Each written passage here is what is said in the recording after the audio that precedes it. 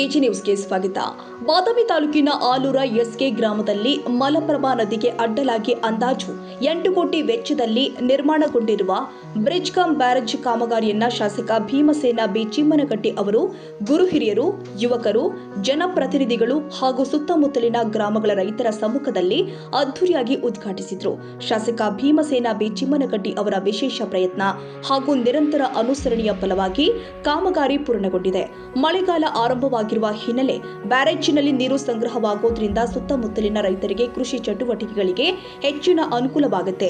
ಅಲ್ಲದೆ ಜಾನುವಾರುಗಳಿಗೆ ಕುಡಿಯುವ ನೀರಿನ ವ್ಯವಸ್ಥೆ ಹಾಗೂ ಅಂತರ್ಜಲ ಮಟ್ಟ ಹೆಚ್ಚಳಕ್ಕೂ ಕೂಡ ಈ ಯೋಜನೆ ಸಹಕಾರಿಯಾಗುತ್ತೆ. ಆಲೂರ ಎಸ್ಕೆ ಸೇರಿ ಸುತ್ತಮುತ್ತಲಿನ ಗ್ರಾಮಗಳ ರೈತರ ಬಹುಕಾಲದ ಬೇಡಿಕೆ ಈಡೇರಿದಂತಾಗಿದ್ದು, ಗ್ರಾಮಸ್ಥರು ಹಾಗೂ ರೈತರು ಶಾಸಕರಿಗೆ ಕೃತಜ್ಞತೆ ಸಲ್ಲಿಸಿದರು.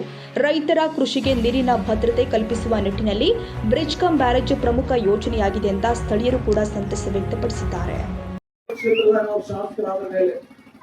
ನಾವು ಏನ್ ಕಲ್ತ್ಕೊಂಡಿವಪ್ಪ ಅಂತಂದ್ರ ಎಲ್ಲೆಲ್ಲ ಅವಕಾಶಗಳು ಅದು ಹಳ್ಳಗಳಾಗಿರ್ಲಿ ಹೊಳೆಯರಾಗಿರ್ಲಿ ಎಲ್ಲೆಲ್ಲ ಅವಕಾಶಗಳು ನಾವು ಅವು ಎಲ್ಲಕ್ಕೂ ಬ್ಯಾರೇಜ್ಗಳನ್ನ ಮಾಡಬೇಕು.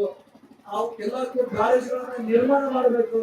ಅದು ಮಾಡೋದ್ರಿಂದ ಒಂದು ದೊಡ್ಡ ಕೆಲಸ ಆಗುತ್ತೆ ಅನ್ನೋ ವಿಶ್ವಾಸ ಇಟ್ಕೊಂಡು ಆ ಕೆಲಸಕ್ಕೆ ನಾನು ಕೈ ಹಾಕಿಲ್ಲ. ಇವತ್ತು ಈ ಬ್ಯಾರೇಜ್ ಆಗ್ಬೇಕಾದ್ರೆ ನಾವು ಹೆಚ್ಚು ಕಡಿಮೆ ಇಬ್ಬರನ್ನ ನೆನೆಸ್ಬೇಕಾಗ್ತದೆ. ಇಬ್ಬರು ಗುರುಗಳಿಗಿಲ್ಲ. ಒಂದು ಮಾನ್ಯ ಮುಖ್ಯಮಂತ್ರಿಗಳಂತ ಮಾಜಿ ಮುಖ್ಯಮಂತ್ರಿಗಳಂತ ಸಿದ್ದರಾಮಯ್ಯ ಸಾಹೇಬರು ಅವತ್ತಿನ ಸಂದರ್ಭದಾಗ ಅದಕ್ಕೊಂದು ಅಡಿಪಾಯ ಹಾಕೊಟ್ರು ನನಗೆ.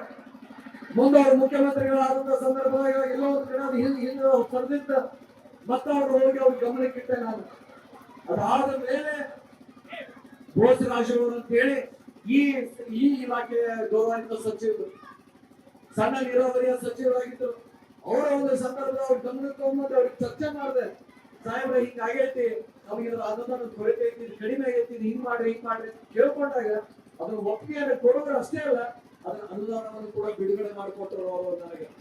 ನಾನು ಅವರಿಗೆ ಋಣಿಯಾಗಿರ್ಬೇಕಲ್ಲ. ಇವತ್ತು ಅವ್ರ ಉಪಕಾರನ್ನ ತಗೊಂಡಿರೋ ಮೇಲೆ ಇವತ್ತು ನಾವು ಉದ್ಘಾಟನೆ ಮಾಡಕತ್ತೀವಿ ಅಂದ್ರೆ ಆ ಪುಣ್ಯಾತ್ಮರನ್ನ ನಾನು ನೆನೆಸ್ಬೇಕಾಗ್ತೈತಿ.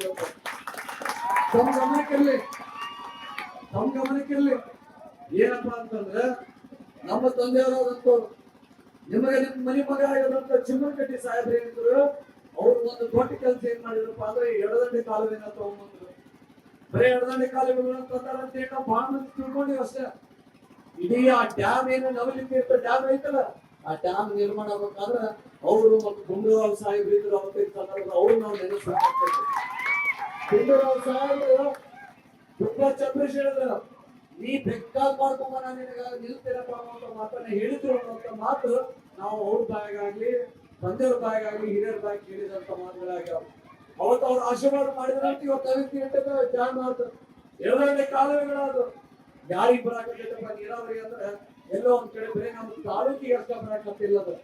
ಅದು 4 ತಾಲೂಕುಗಳಿಗೆ ನೀರಾವರಿ ಆಯ್ತದ, 5-6 ತಾಲೂಕುಗಳಿಗೆ ಕುಡಿಯುವ ನೀರಿನ ವ್ಯವಸ್ಥೆ ಆಯ್ತು, ಹುಬ್ಳಿ ಧಾರವಾಡಕ್ಕೆ ಕುಡಿಯುವ ನೀರಿನ ವ್ಯವಸ್ಥೆ ಆಯ್ತು. ಕಾರ್ಯಕ್ರಮಗಳು ಮಾಡ್ಬೇಕಪ್ಪ ಅಂತಂದ್ರೆ ಈ ರೀತಿಯಾದಂತಹ ಕಾರ್ಯಕ್ರಮಗಳು ಮಾಡಬೇಕು. ಹೇಳಾಗ್ತೀನಿ, ನಿಮ್ಮ ಋಣವನ್ನು ತೀರ್ಸೋದು ಎಲ್ಲಿ ಆಗಂಗಿಲ್ಲ ಅಂತ ಮಾತಾಡಬಾರ್ದು.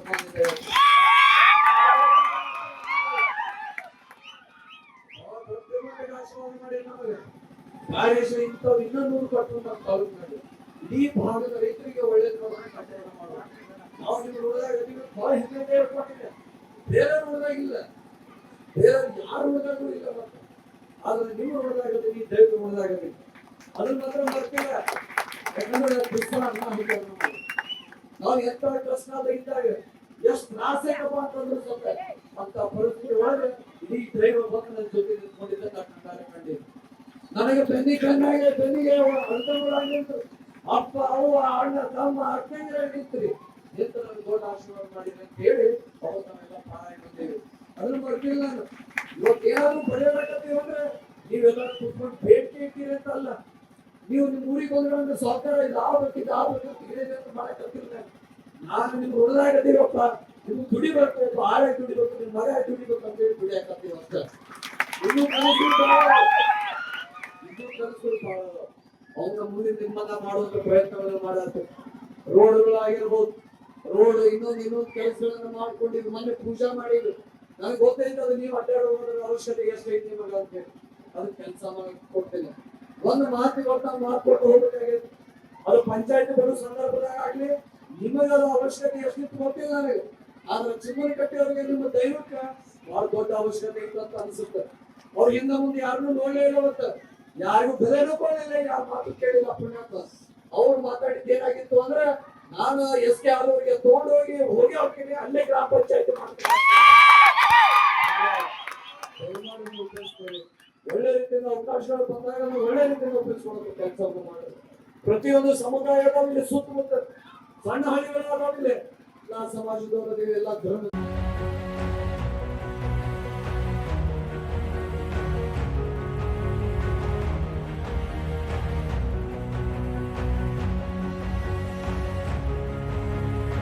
ಕನ್ನಡಿಗರ ಮೆಚ್ಚಿನ ನಿಮ್ಮ AJ 24/7 ನ್ಯೂಸ್ ಕನ್ನಡ ವಾಹಿನಿ ಇದೀಗ ಟಿವಿಯಲ್ಲಿ ಲಭ್ಯ.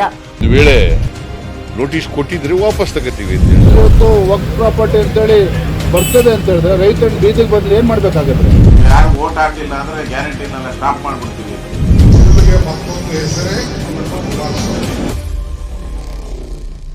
ಕರ್ನಾಟಕ ಮತ್ತು ದೇಶ ವಿದೇಶ 360 ಡಿಗ್ರಿ ಸುದ್ದಿ ಹಾಗೂ ಉತ್ತರ ಕರ್ನಾಟಕ ಬೆಳಗಾವಿ, ಬಾಗಲಕೋಟೆ, ಧಾರವಾಡ, ಹಾವೇರಿ, ಗದಗ, ಬಿಜಾಪುರ ಜಿಲ್ಲೆಯ ಕ್ಷಣ ಕ್ಷಣದ ವಿವರವನ್ನ ಪಡೆಯುವುದಕ್ಕೆ AJ 24/7 ನ್ಯೂಸ್ ಕನ್ನಡ ವಾಹಿನಿಯನ್ನ ಲೈಕ್ ಮಾಡಿ, ವಿಡಿಯೋಗಳನ್ನ ಶೇರ್ ಮಾಡಿ, ಕಮೆಂಟ್ ಮಾಡುವ ಮೂಲಕ ನಮ್ಮ ವಾಹಿನಿಗೆ ಸಹಕಾರ ನೀಡಿ ಮತ್ತು ಚಾನೆಲ್ ಅನ್ನ ಸಬ್ಸ್ಕ್ರೈಬ್ ಮಾಡಿ. ಧನ್ಯವಾದಗಳು.